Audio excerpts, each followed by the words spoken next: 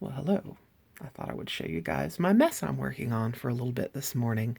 I emptied out my jewelry armoire. I'm in the process of packing up my little craft and workroom. We're moving and it's actually happening really quick. So I'm in the middle of packing up to move this week.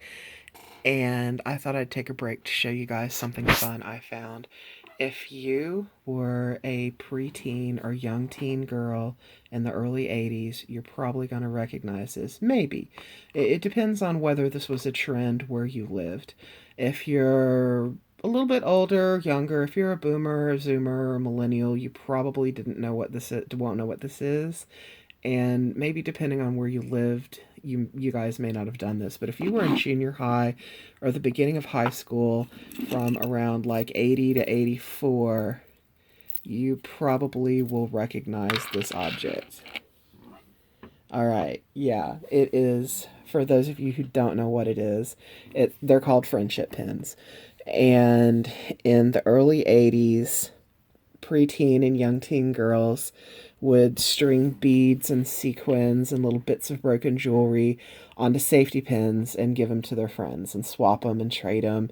And then we would take them all and put them on a big safety pin that we could in turn lace through. It was really popular to lace it through the laces on your tennis shoes and wear it on top of your shoe, like where the tongue of the shoe is. So we'd either lace it onto our tennis shoes, or we'd pin them to our purse straps, or we'd pin them to our lapel on our jackets, or we might just wear it on a ribbon, just hanging on a ribbon around our neck. But that's what this is.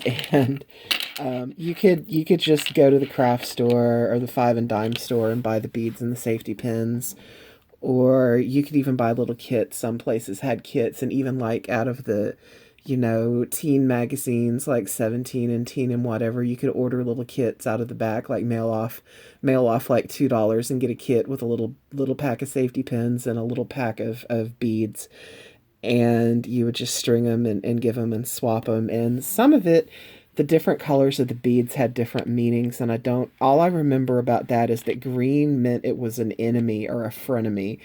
However, the junior high I went to, the school colors were green and white, so the green one that I have, I don't think it was because the girl didn't like me. I think it was a cheerleader who just gave out school color pins to everybody. But as you can tell, being the early 80s, rainbow was super popular because, everything rainbow in the early 80s was popular. But yeah, you would get little kits that had sequins and beads and some safety pins, and you would just make up these little pins and give them away and swap them, and sometimes use busted up old jewelry if you wanted to. And it was just a trend.